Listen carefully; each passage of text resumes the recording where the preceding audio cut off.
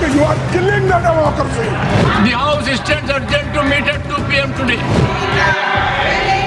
कभी खुद को आरएसएस का एकलव्य बताने लगते हैं। सारी ऑपोजिशन पार्टियां मिल करके ये रिमूवल का नोटिस दी।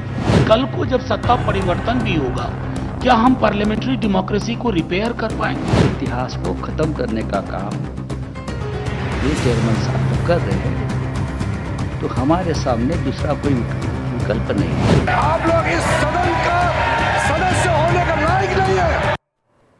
नमस्कार, आप देख रहे हैं मुद्दे की बात। मैं हूं आपके साथ आलोक द्विवेदी। राज्यसभा के पदेन सभापति और उपराष्ट्रपति जगदीप धनखड़ के खिलाफ विपक्षी गठबंधन के अविश्वास प्रस्ताव को पेश किए हुए 2 दिन हो गए हैं, लेकिन अभी तक ये पता नहीं चल पाया है कि इसका स्टेटस क्या है। क्या ये प्रस्ताव मंजूर हो गया है? अगर मंजूर हो गया होता तो धनखड़ राज्यसभा की चेयरमैनशिप नहीं कर रहे होते, और अगर नहीं हुआ है तो इसकी कोई सूचना नहीं है। सूचना यह भी नहीं है कि क्या अभी इस प्रस्ताव की टेस्टिंग हो रही है। बहरहाल विपक्ष ने सभापति पर अपने आरोपों की धार और रफ्तार दोनों बढ़ा दी है। कल इंडिया गठबंधन के नेताओं ने यह प्रस्ताव लाने के 4 प्रमुख कारण बताए, जिनमें उन पर बेवजह विपक्ष को प्रवचन सुनाने, संविधान के बजाय सत्ता पक्ष की तारीफ करने, मर्यादा के खिलाफ बयानबाजी करने और विपक्ष के हमलों के खिलाफ सरकार की ढाल बनने का आरोप लगाया है। राज्यसभा में कांग्रेस नेता जयराम रमेश ने इस प्रस्ताव का जिक्र किया तो धनखड़ ने कहा कि मुझे नहीं पता कि यह प्रस्ताव किसे बचाने के लिए लाया गया है। उधर जेपी नड्डा से लेकर केंद्रीय संसदीय कार्य मंत्री धनखड़ की तारीफों के पुल बांध रहे हैं और आरोप लगा रहे हैं कि विपक्ष को इतने अहम पद पर एक किसान का बेटा मंजूर नहीं है।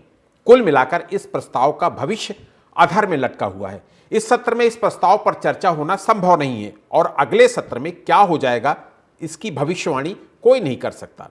जाहिर है विपक्ष में भी अनुभवी नेता हैं, उन्हें इस प्रस्ताव पर उससे जुड़ी जटिलताओं की जरूर समझ होगी। इसलिए यह सवाल उठना स्वाभाविक है कि इस प्रस्ताव की जरूरत क्या थी। क्या इसे बगैर प्लानिंग के और आधी अधूरी तैयारी के बीच में लाया गया है? क्या सरकार इस प्रस्ताव को अनदेखा करने के मूड में है? अगर है तो विपक्ष के पास ऑप्शन क्या है? आज इन्हीं तमाम मुद्दों में हम अपनी चर्चा को आगे बढ़ाएंगे और हमारे साथ इस चर्चा में कुछ खास मेहमान भी जुड़ेंगे। क्योंकि यह मुद्दा पिछले कई दिनों से गरमाया हुआ है। संसद में रोज इसी मुद्दे पर पक्ष और विपक्ष दोनों आमने सामने। और हमारे साथ इस चर्चा में शामिल होने के लिए बीजेपी की तरफ से नवरत्न गुप्ता जी और कांग्रेस की तरफ से प्रशांत सिंह शामिल हो गए हैं। आप दोनों मेहमानों का बहुत बहुत स्वागत करूंगा। नवरत्न जी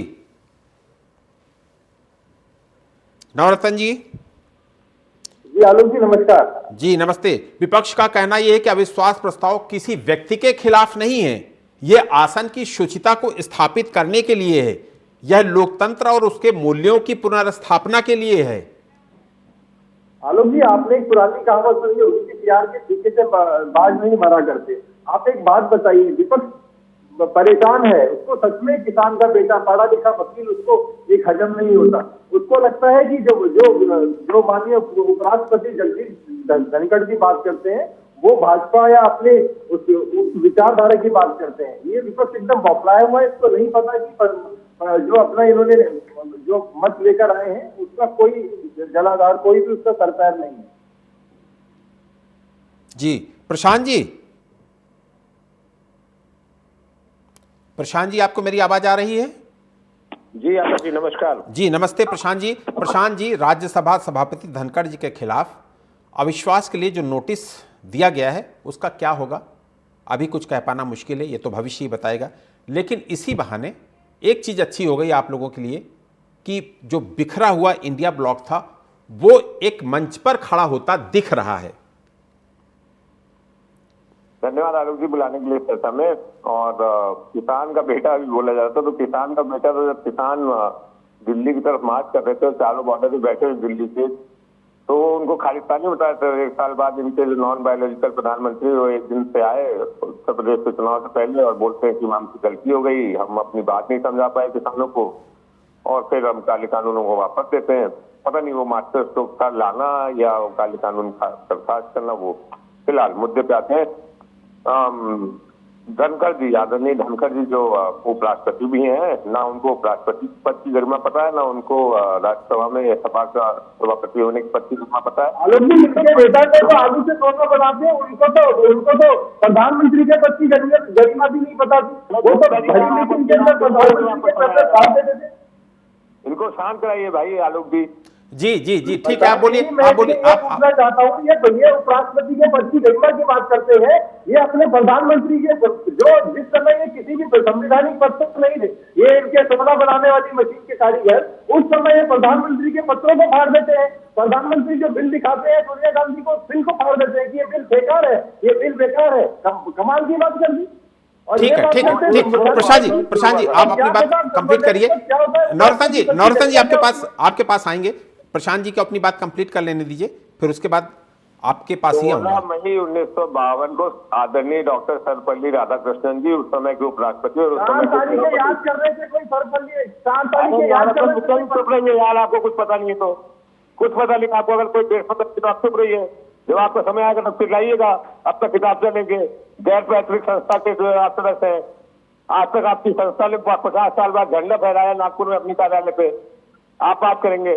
आवाज पेश करने से चिल्लाने से कुछ नहीं होता है, तथ्यों को उस प्रकार से रखिए जिस प्रकार से तथ्य है।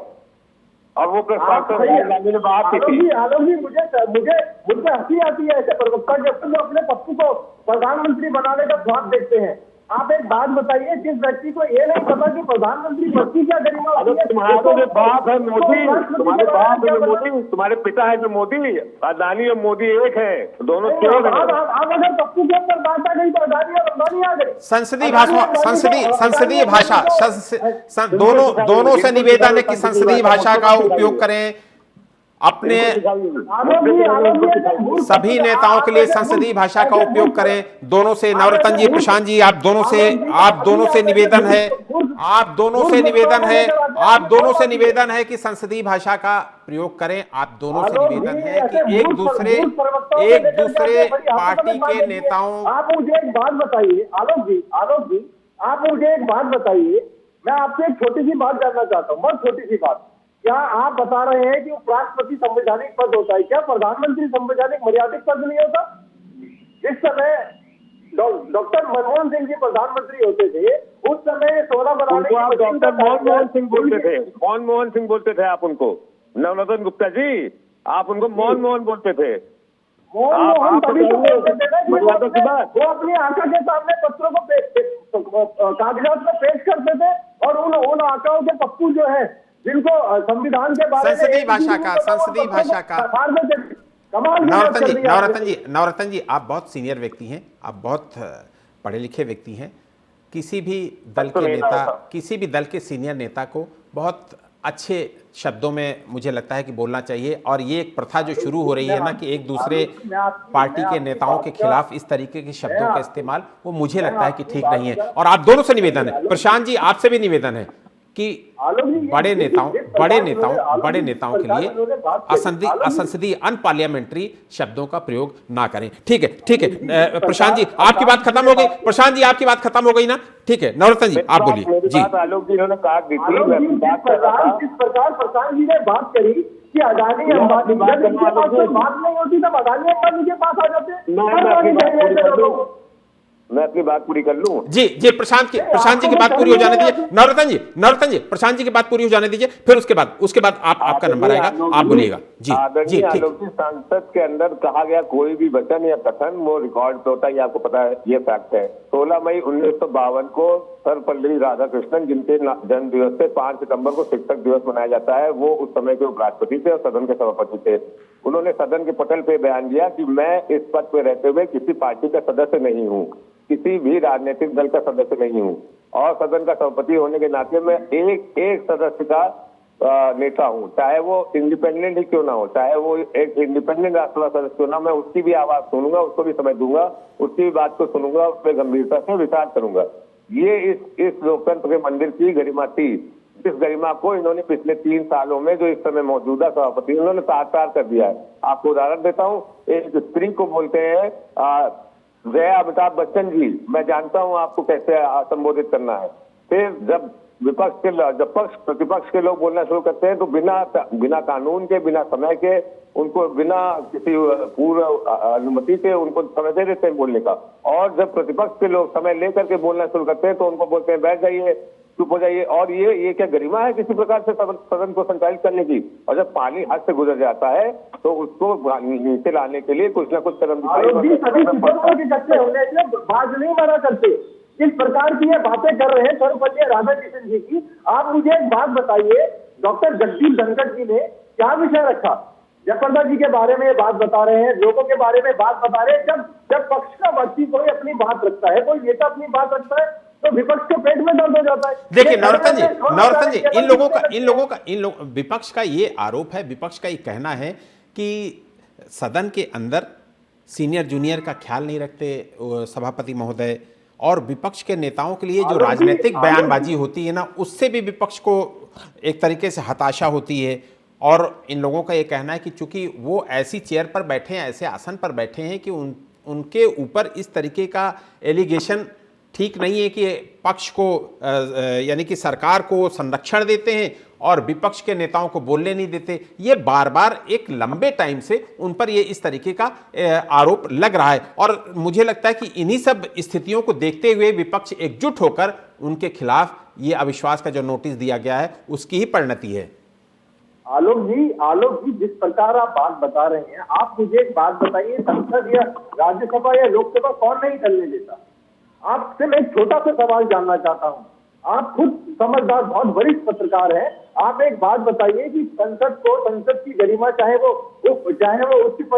लोकसभा हो चाहे वो राज्यसभा हो, कौन नहीं चलने देता? पक्ष नहीं चलने देता है, विपक्ष नहीं चलने देता। आज इनको लगता है कि इनको अपनी बात रखने का एक प्लेटफॉर्म नहीं मिल रहा। आज खोखलाए हुए हैं। बात प्लेटफॉर्म की नहीं है, बात पक्ष की, बात मर्यादित शब्दों में आप अपनी बात को रखिए, कौन मना करता है? देखिए नौरतन जी यहाँ पर एक बात मैं जरूर कहूंगा कि मैं आपसे एक बात जानना चाहता हूं। जगदीप धनखड़ जी पिछले 3 वर्ष से उपराष्ट्रपति हैं, उनका एक भी आप ऐसा कथन बताइए जो उन्होंने पार्लियामेंट के अंदर जो व्यक्तित्व अपना विचार रखे हो वो मान्य नहीं हो। नौरतन जी एक चीज मैं जरूर जिक्र करूंगा कि आप अभी जो कह रहे हैं ना कि सदन कौन नहीं चलने देता है, राहुल गांधी जो एलओपी हैं, नेता प्रतिपक्ष हैं, वो कल स्पीकर से मिलने गए और उन्होंने ये कहा कि मैं चाहता हूं कि मेरे बारे में जो कहा जा रहा है कहने दिया जाए हाउस, लेकिन हाउस चलने दिया जाए। तो ये बहुत बड़ी पहल है नेता प्रतिपक्ष की तरफ से। तो इसलिए, और एक चीज यहां पर यह भी मैं कहूंगा कि सदन को चलाने की बड़ी जिम्मेदारी सरकार की होती है। तो मुझे लगता है कि दोनों को, पक्ष को और विपक्ष को, दोनों को सदन चलाने में एक दूसरे का सहयोग करना चाहिए, जिससे कि जनहित के मुद्दों पर बातचीत हो सके, जनता से जुड़े मुद्दों पर बातचीत हो सके। यह बहुत इंपॉर्टेंट है नौरतन जी। लेकिन ठीक है, प्रशांत जी आप कुछ बोलना चाह रहे हैं, आप अपनी बात कंप्लीट करिए, फिर उसके बाद मैं उसी मुद्दे पे आ रहा था कि लोकसभा के विपक्ष के नेता राहुल गांधी जी ओम बिरला जी से मिले, उनसे उन्होंने अपने विचार व्यक्त किए। यहाँ तक कि बोला कि मेरे बारे में बोली गई अमर्यादित भाषा को मत करिए, कोई बात नहीं। आपने सदन के रिकॉर्ड पर उनको देशद्रोही तक बोल डाला खड़े होकर के, 15-15 मिनट भाषण दिया है 3 मंत्रियों ने, 2 सांसदों ने, और सदन की कार्रवाई शुरू होती है चिल्लाने का काम अब पहली बार देखा जा रहा है कि सरकार की तरफ से किया जा रहा है, क्योंकि एक भ्रष्टाचार का मुद्दा जो कि विदेश की अदालत में सामने आया है, जिसका संज्ञान लेकर यहाँ की सरकार कोई विधिक कार्रवाई नहीं करा रही है। जैसे 2 दिन से नोटिस दिया गया है, उसका संज्ञान तक नहीं लिया गया। अब आप ये बताइए आलोक जी, कहीं से भी तर्कसंगत है? मैं आपको लिखित में एक पत्र लिखूं और लिखूं कि आदरणीय आलोक जी मैं आपसे ये आपके संज्ञान में लाना चाहता हूँ, या तो आप उसको संज्ञान में लोगे, ये रिजेक्ट करोगे, छाप दोगे, या आप वापस करा दो, कुछ तो करोगे।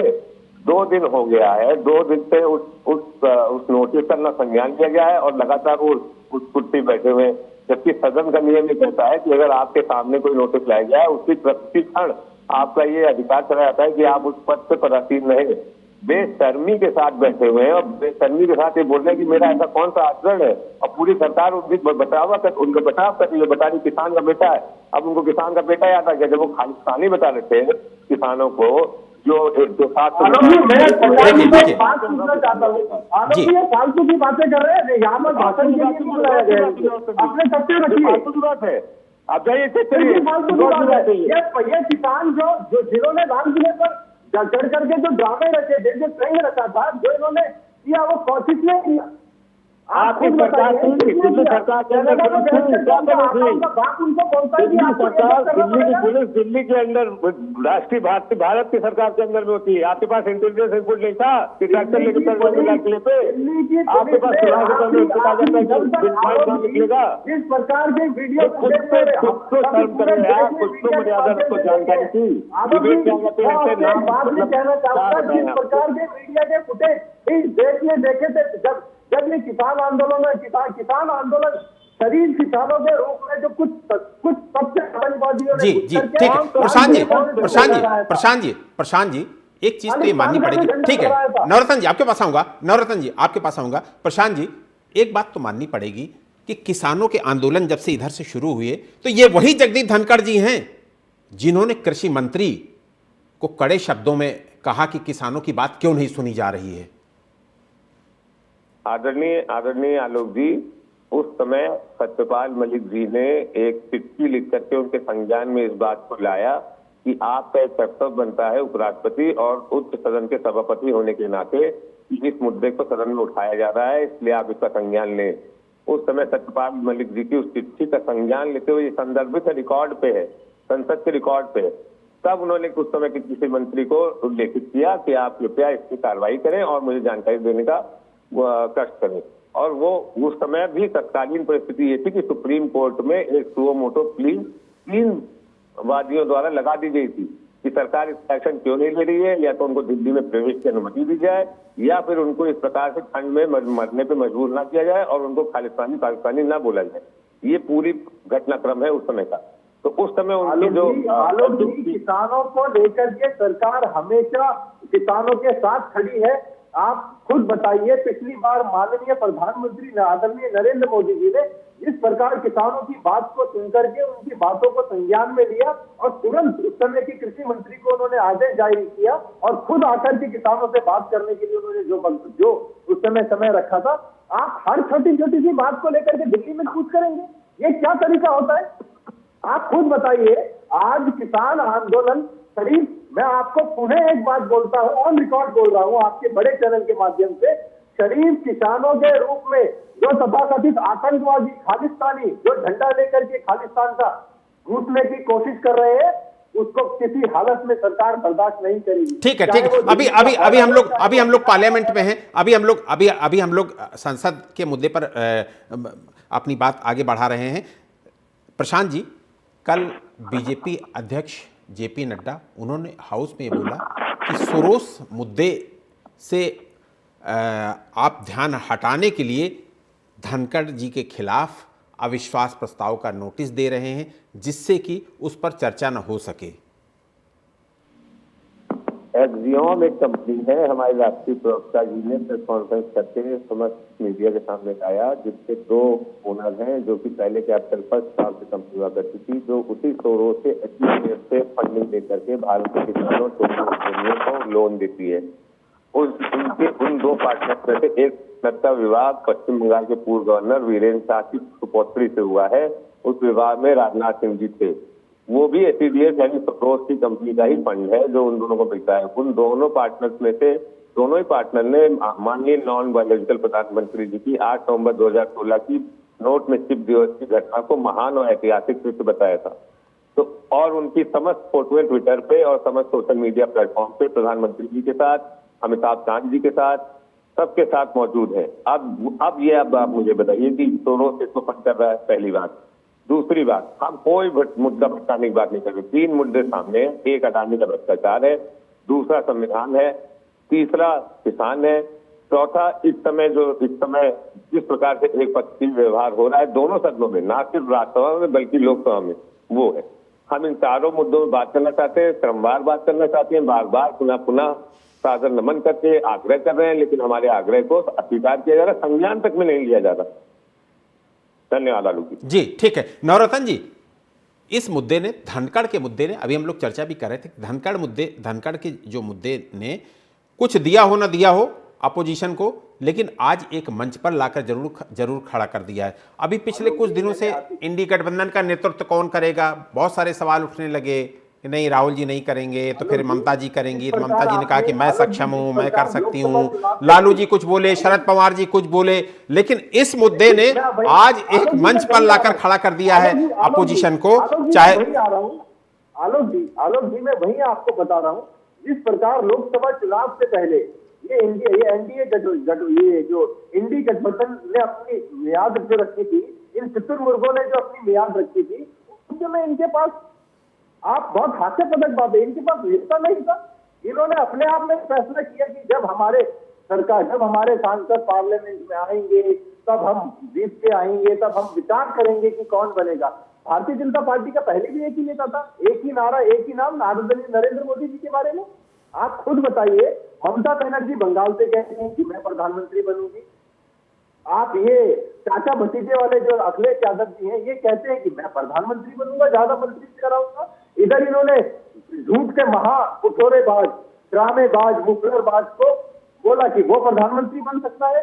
उधर सोनिया गांधी आई, सोनिया गांधी ने अपने पप्पू के लिए बोला कि हाँ ये पप्पू प्रधानमंत्री बन सकता है। आप बताइए, इनके पास नेता नहीं है और ये बात करते हैं चतुर्मुर्गों की लड़ाई में शेर को हराने के लिए। कमाल की बात कर दी इन्होंने, तो बहुत ताज्जुब की बात लगती है। जी ठीक है हिमांशु जी आप हाथ खड़ा कर रहे हैं, इसलिए आप ही जवाब दे दीजिए और उसके बाद फिर एक दो सवाल मेरे भी होंगे जिनका जवाब आपको देना है। जी बोलिए प्रशांत जी। भेड़ों के सरदार, झुट्टों के सरदार और अमित शाह और जयशाह जिन्होंने क्रिकेट का पल्ला नहीं पकड़ा, आईसीसी के चेयरमैन बने हैं, वो बात कर रहे हैं सुचिता की। और भेड़ है ये भारतीय जनता पार्टी और इनके समर्थन सांघिक संगठन, और उनके सरदार है झुट्टे नरेंद्र मोदी, जो कि नॉन बायोलॉजिकल है। ये अगर अमर्यादित भाषा का इस्तेमाल करेंगे तो मैं इनसे ज्यादा कर सकता हूँ। दूसरी बात, ये मेन मुद्दे पे नहीं आएंगे। संविधान 400 पार जा रहा था, संविधान बदलने जाते हैं, 240 ट्रेन को जनता ने लाके खड़ा कर दिया। चल रहे हैं और बिल को बंद होने का आप बात बताइए। इस समय जब नौरतन जी इनको अपनी बात कंप्लीट कर लेने दीजिए, उसके बाद फिर आपके पास आता हूं। जी अपनी बात कंप्लीट करिए प्रशांत जी, अपनी बात खत्म करिए।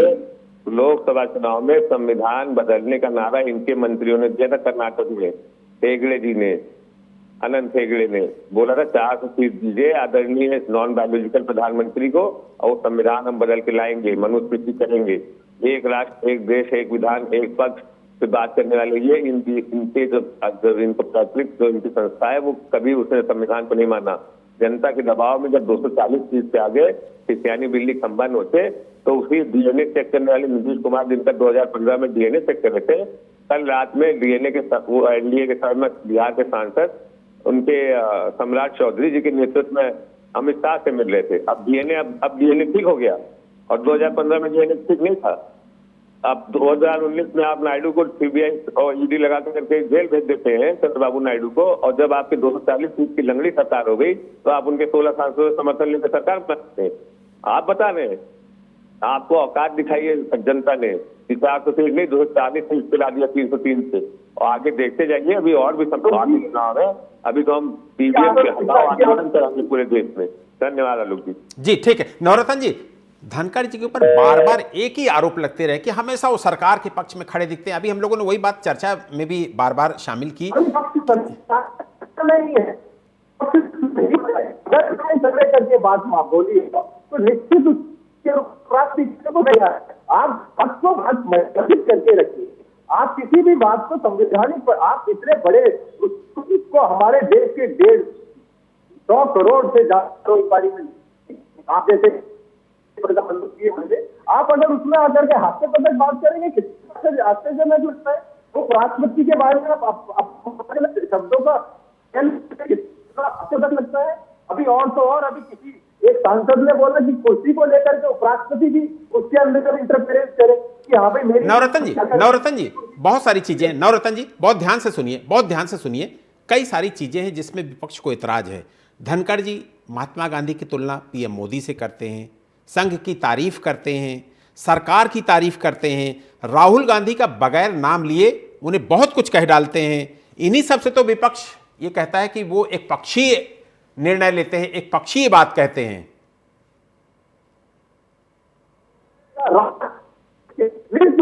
की जानी चाहिए, चाहे वो राष्ट्रीय स्वयंसेवक संघ हो, चाहे कोई दूसरा संगठन हो, लिस्ट करनी चाहिए। आप बोले राहुल जी का बिना नाम लिए वो बात बोलते हैं, आप ऐसा करिए, उठ करके भागते हैं, गले मिलने के लिए, झपकी पाने के लिए भागते हैं। लगता नहीं, उस समय आप लोगों को हास्यास्पद नहीं लगता? जी, खुद बताइए। वक्त हमें नवरत्न जी, वक्त हमें इतने की इजाजत देता है। आपका शुक्रिया करूंगा। प्रशांत जी, आपका भी बहुत बहुत शुक्रिया करूंगा। इस सत्र में सदन के अंदर हूं या बाहर, सत्ता पक्ष और विपक्ष में कोई भी तालमेल नहीं दिख रहा है। दोनों ना तो एक साथ बैठकर मसलों का हल निकालने की कोशिश कर रहे हैं और ना कोई जिम्मेदार व्यक्ति इसकी पहल कर रहा है। संसदीय लोकतंत्र में यह अविश्वास बहुत घातक साबित हो सकता है। इसलिए देश और सिस्टम के हित में मिल बैठकर बातचीत से हल निकालना ही आखिरी विकल्प है। खैर, इस चर्चा में इतना ही। मुझे दीजिए इजाजत और आप देखते रहिए देश और दुनिया की बड़ी खबरों के लिए टीवी 27 न्यूज। नमस्कार। कौन सा मेंबर, कौन से नियम के अंदर आपने डिस्कशन चालू किया है? तो ये democracy, you are killing the democracy. The House stands urgent to meet at 2 PM today. कभी खुद को आरएसएस का एकलव्य बताने लगते हैं। सारी ऑपोजिशन पार्टियां मिल करके ये रिमूवल का नोटिस दी। कल को जब सत्ता परिवर्तन भी होगा, क्या हम पार्लियामेंट्री डेमोक्रेसी को रिपेयर कर पाएंगे? इतिहास को खत्म करने का काम ये चेयरमैन साहब तो कर रहे हैं, तो हमारे सामने दूसरा कोई विकल्प नहीं है। आप लोग इस सदन का सदस्य होने का लायक नहीं है।